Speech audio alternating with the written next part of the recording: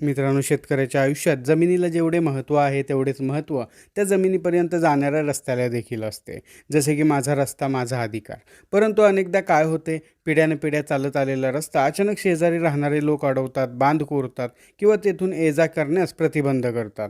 अशा वेळेस आपण काय करतो, तर आपण तहसीलदार साहेबांकडे रस्ता केस कलम 5 अंतर्गत दाखल करतो. परंतु केवळ केस दाखल करून चालत नाही. या संपूर्ण प्रक्रियेतील सर्वात महत्त्वाचा टप्पा असतो तो म्हणजे स्थळ पाहणी. जेव्हा तहसीलदार साहेब स्वतः किंवा त्यांचे प्रतिनिधी म्हणजेच मंडलाधिकारी म्हणजेच सर्कल असतील किंवा तलाठी असतील यांचे मार्फत प्रत्यक्ष जमिनीवर तिथे येऊन पाहणी करतात, तेव्हा नेमके काय होते? आजच्या या सविस्तर व्हिडिओमध्ये आपण 4 मुख्य गोष्टी पाहणार आहोत. सर्वात प्रथम म्हणजे स्थळ पाहणीची संपूर्ण प्रक्रिया कशी असते, त्यानंतर स्थळ पाहणीपूर्वी तुम्ही काय पूर्वतयारी केली पाहिजे, स्थळ पाहणीच्या दिवशी जागेवर नेमके काय काय घडते आणि शेतकरी बंधू स्थळ पाहणी दरम्यान कोणत्या सामान्य चुका करतात की ज्यांच्यामुळे ते जिंकलेली केस सुद्धा हरू शकतात. हा व्हिडिओ शेवटपर्यंत पहा, कारण अर्धवट माहिती ही नेहमी घातकच ठरते. त्याचप्रमाणे तुम्हाला आमच्यातर्फे कायदेविषयक सल्ला घ्यायचा असेल तर स्क्रीनवर दिसत असलेल्या मोबाईल नंबरवर व्हॉट्सॲप मेसेज करून तुम्ही कॉल बुक करू शकता. त्यासाठी नाममात्र सल्ला फी आकारली जाईल. अगोदर आपण हे समजावून घेऊयात की स्थळ पाहणी का केली जाते. बघा, न्यायालयात किंवा तहसीलदारांसमोर तुम्ही कागदपत्रे सादर करता, परंतु कागदपत्रांवरून प्रत्यक्ष जमिनीची परिस्थिती काय आहे हे समजत नाही. तेथे खरोखरच जुना रस्ता अस्तित्वात आहे का? प्रतिवादीने म्हणजेच सामनेवाल्याने तिथे दगड, काटेरी कुंपण किंवा भिंत घालून तो रस्ता अडवलेला आहे का? त्याचप्रमाणे शेतात जाण्यासाठी दुसरा काही पर्यायी रस्ता उपलब्ध आहे का?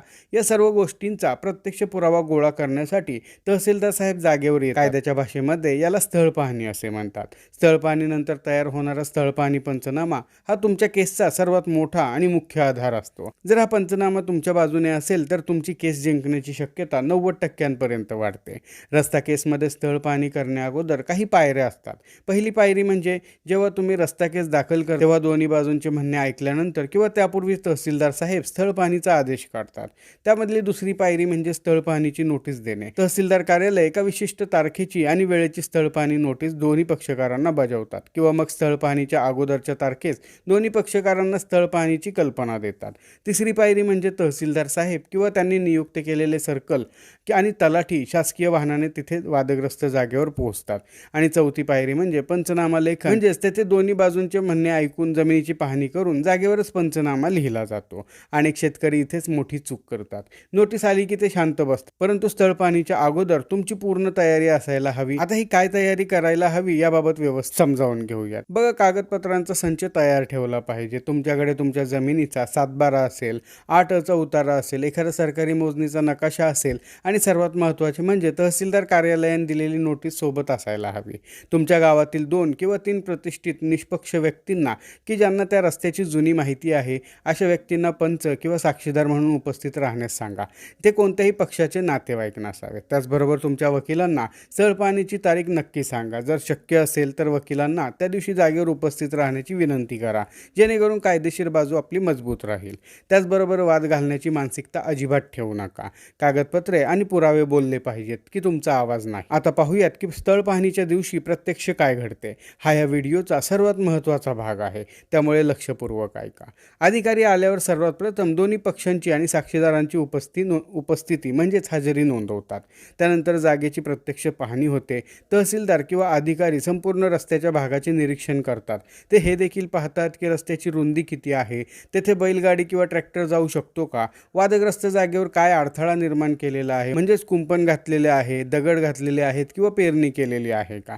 त्याचबरोबर तलाठी साहेब गावचा मुख्य नकाशा काढून प्रत्यक्ष जागेची त्याची पडताळणी करतात की हा रस्ता नकाशावर नोंदवलेला आहे की हा पिढ्यानपिढ्या चालत आलेला वहिवाटीचा रस्ता आहे. आता ही सर्वात महत्त्वाची प्रक्रिया असते की अधिकारी तिथे उपस्थित पंचांसमोर स्थळ पाहणी पंचनामा लिहितात. यामध्ये जमिनीची चतुसीमा म्हणजेच पूर्वेला कोण आहे, पश्चिमेला कोण, दक्षिणेला कोण आणि उत्तराला कोणाची जमीन आहे आणि उत्तरेला कोणाची जमीन आहे हे लिहितात आणि रस्त्याची सद्यस्थिती अचूक लिहिली जाते. पंचनामा लिहून झाल्यावर तो मोठ्याने वाचून दाखवला जातो. त्यानंतर त्यावर पंच अर्जदार, प्रतिवादी आणि शासकीय अधिकाऱ्यांच्या स्वाक्षऱ्या घेतल्या जातात, म्हणजे सह्या घेतल्या जातात.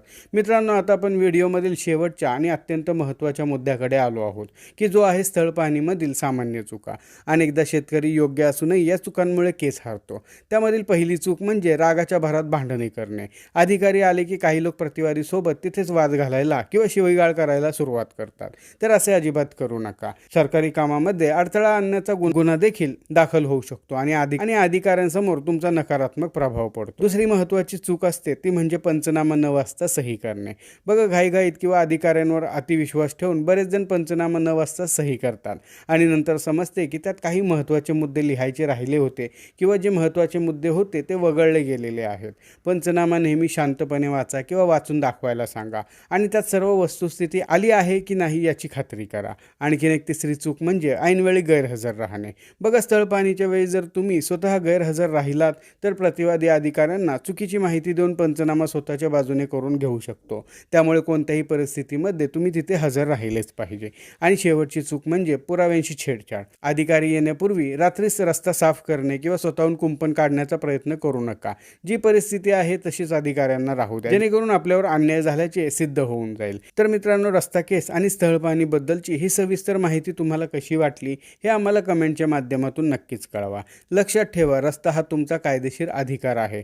जर तुम्ही योग्य प्रक्रियेने, संयमाने आणि योग्य कागदपत्रांच्या आधारे स्थळ पाहणी यशस्वी करून घेतली तर तहसीलदार साहेब तुमच्या बाजूने निर्णय देत. जर तुम्हाला या प्रक्रियेबाबत काही शंका असतील किंवा तुमच्या शेताच्या रस्त्याचा काही वाद सुरू असेल तर खाली कमेंट करून मला नक्की कळवा. मी तुमच्या प्रश्नांची उत्तरे देण्याचा प्रयत्न करेन. हा व्हिडिओ महाराष्ट्रातील प्रत्येक शेतकऱ्यांपर्यंत पोहोचला पाहिजे, कारण ही माहिती अनेक लोकांना कोर्ट कचेरीचे हेलपाटे वाचवू शकते. त्यामुळे व्हिडिओला लाईक करा, तुमच्या व्हॉट्सॲप ग्रुपवर शेअर करा, आपल्या लॉ ट्रेझर चॅनेलला नक्की सबस्क्राईब करा. पुन्हा भेटू अशाच एका माहितीपर व्हिडिओमध्ये. तोपर्यंत नमस्कार.